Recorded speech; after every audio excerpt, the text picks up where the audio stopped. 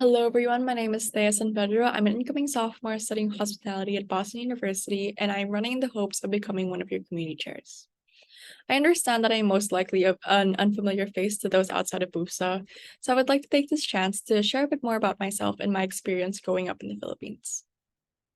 Living in a third world country that is hit by a myriad of natural disasters and issues daily, I have become a first-hand witness to the optimism and resourcefulness that us Filipinos are well known for. From watching street vendors set up their own community pantries to aid those who don't have enough time or money to buy food, to repeatedly hearing the proverb, habang may buhay, may pag-asa, or as long as there's life, there's hope, whenever disaster strikes. The values of generosity and resilience are visibly rooted in each Filipino. This long-standing practice to help one another and work as a team has become so integrated into our cultural identity that it has found its way into most of the country's educational system. Ever since I was in middle school, my classmates and I have been taught to plan different service programs for the elderly and underprivileged.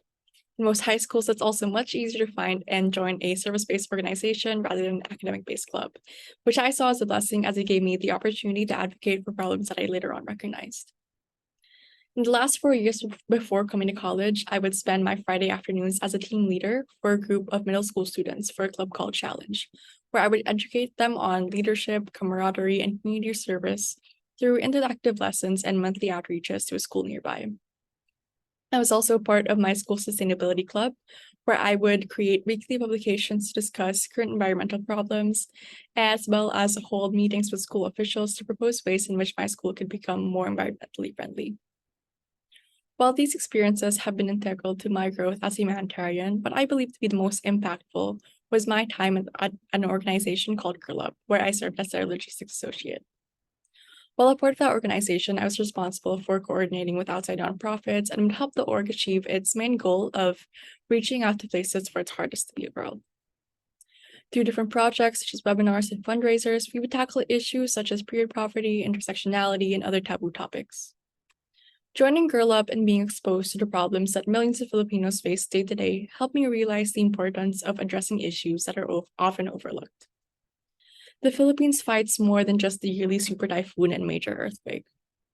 Every day, there are families who struggle with finding a meal just with enough nutrition to salvage their bodies.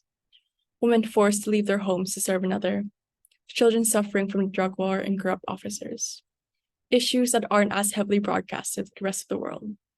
Issues that have been so integrated into our community that it's become normalized or brushed off as we put on the image of resilience. But how much of this resilience can we really handle until it breaks us?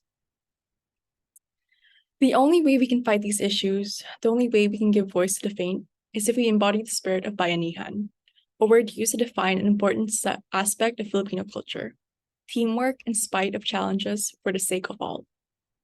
If given the opportunity to be one of your community chairs, I would like to spread word on muffled issues through interactive projects that relate to the cause they're supporting.